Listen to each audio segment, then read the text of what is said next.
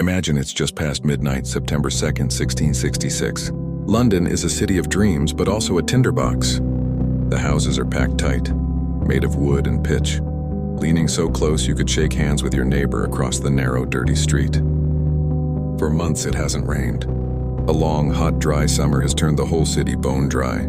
Deep in the heart of the city, on a little lane called Pudding Lane, a baker named Thomas Farriner is closing up his shop. He's tired. He checks the ovens, thinks he's put out all the embers from the day's baking, and goes upstairs to bed. But he was wrong. A single stubborn spark glowing orange in the dark leaps from the dying embers.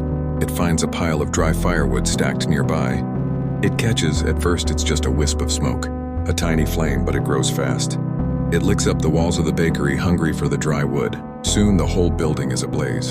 The Farriner family wakes up to a house full of smoke and terror.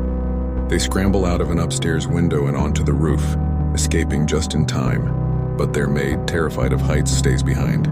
She becomes the fire's first victim. The fire, now a monster, isn't satisfied with just one house. It spills out onto Pudding Lane. A strong easterly wind begins to blow, fanning the flames, pushing the fire westward.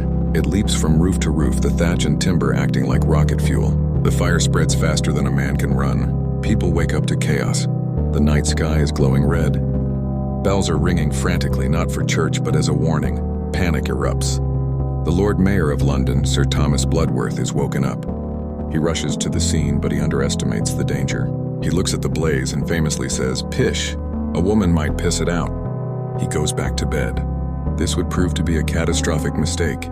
By morning, the fire is an unstoppable inferno. It's creating its own weather system. A firestorm with winds so strong they suck buildings into the flames. The heat is so intense it melts the lead from the roof of St. Paul's Cathedral, sending molten rivers running down the streets. The ancient stones of the cathedral itself explode like grenades in the heat. For 4 days and 4 nights, London burns.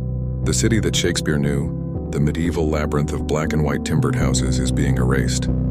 People flee with whatever they can carry, heading for the River Thames or the open fields outside the city walls. The famous diarist Samuel Pepys buries his most prized possessions, his wine and a block of Parmesan cheese, in his garden for safekeeping. Finally, on the 4th day, the wind dies down.